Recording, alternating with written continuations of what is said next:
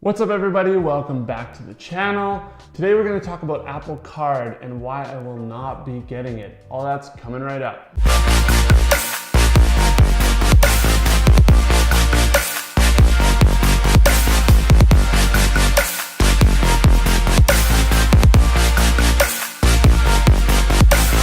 Okay guys, so Apple announced the Apple Card on March 25th along with a bunch of other services at their developers conference. I'm not going to focus on all the other stuff, but I thought one of them was really interesting, which was the card. Now, I talked about credit cards already on this channel, and I thought it would be good to kind of use this as an example because people might be thinking about getting this one. And then in the end, I'll tell you why I will not be going with it. So in my other video, I'll leave a link up here, I talked about the 3 big things to look for. So the first big thing was the interest rate. So let's talk about that on the Apple Card. Now the interest rate, I can't really get a solid number on it, but it's somewhere between 13 and 24%. It sounds like it might depend on your credit rating or credit score. I'm not 100% sure. Now for me personally, the interest rate doesn't really matter. My current card has a 20.75% interest rate, and that's an APR, sorry. That doesn't really matter to me because I try my best to never carry a balance on my credit card into the next month. So for me, that's not really gonna factor into the decision. The second thing I say to watch out for is the annual fee. The Apple credit card is actually a lot better than my card. It doesn't have an annual fee and I pay $120 for my card. Not only does the Apple Card not have an annual fee, but they say that it doesn't have any late fees or international charge fees, or it seems like it's kind of like a no fee card, which is actually kind of nice. I'm sure there are some limitations to that, but again, always paying my card off every month is not something I think I'm gonna really have to deal with. In that respect, I think the Apple Card probably wins. The third and more interesting thing that I kind of thought about the Apple Card was the cashback rewards. So the Apple Card gives you 3% cash back on any purchases at the Apple Store. It also gives you 2% cash back on any purchases with Apple Pay, and then 1% cash back on anything else. So I actually thought that was pretty good. For a no-fee credit card, you can't really get 2% or 3% cash back. I thought, okay, well, how am I gonna know if this is a good deal? I have to really know what it is that I spent. So I actually made a spreadsheet. I used a spending tracker to break out some of what I spent on the credit card. So if you look, I broke it out into different categories. And what I did is I assigned to each category how much cash back I would get back. I did this for my last month of spending. Food and shopping, I assume I can use Apple Pay for.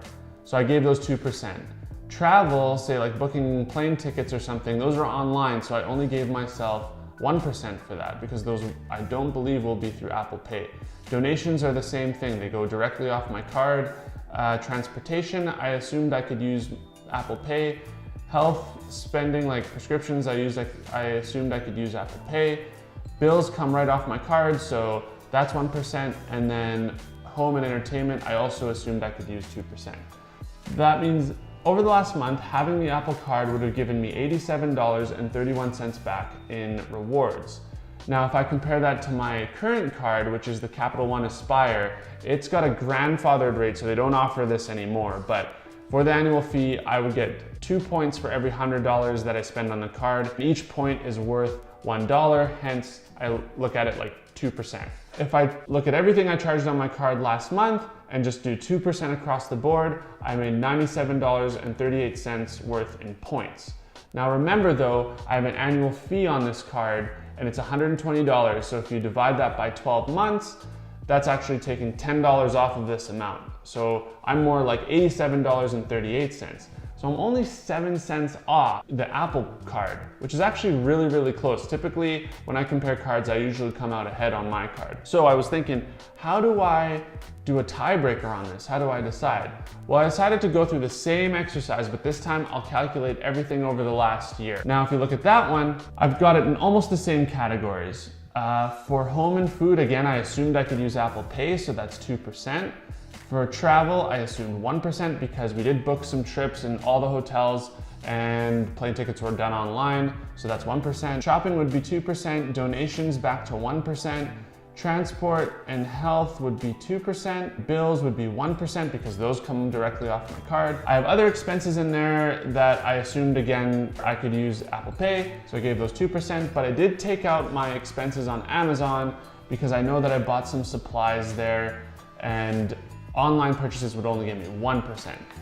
So I know that this is gonna probably seem like a lot, but I thought I would use this because this is what I've spent in the last year, and it was from booking a few trips and spending a lot on renovating our house. And I know that this would probably tell me, okay, had the Apple Card come out last year, would it have been a good deal for me?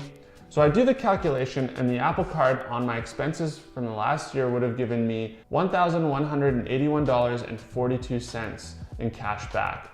My current card gave me $1,360.48. But again, remember, I have to take off $120 because the annual fee is $120.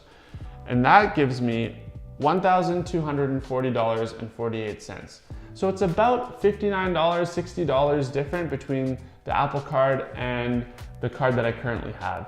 Now I thought about that because 60 bucks is actually not that big of a difference. Again, it's about $5 a month, and the Apple Card gives it to me in cash, whereas my current card gives it to me in points. However, when thinking about it, I always get to use all the points that I earn, so the points are as good as cash to me, and I kind of lent towards using my current card. Now the other thing is that, again, there's no annual fee for the Apple Card, so why not just get it and use it as like a backup card? It is pretty cool, and the card itself is made of titanium or something. So yeah, why not just have it as a backup? Well guys, the real reason I can't and won't get the Apple Card is that it's not available in Canada, which was heartbreaking for me. But I'm hoping that Apple releases it pretty soon. Anyways guys, sorry, I know that was a little clickbaity, but I just thought that if you guys are watching this in Canada and maybe some other countries, most other countries will not have this card available right away. It's only going to be released in the US. But putting it through this test is a way that you can compare this card or any other card if you want to find out if it's a better deal for you. Anyways guys, I hope you found this video helpful. If you liked it, please hit the like button. If you like this content and want me to keep making more, hit the subscribe button as well. And I want to hear from you guys. Do you have the Apple Card? Are you planning on getting the Apple Card? If you have it, what do you think of it? Why did you pick it? I'd love to talk to you guys in the comments below. So please leave a comment, let's talk about it, and I'll see you in the next video.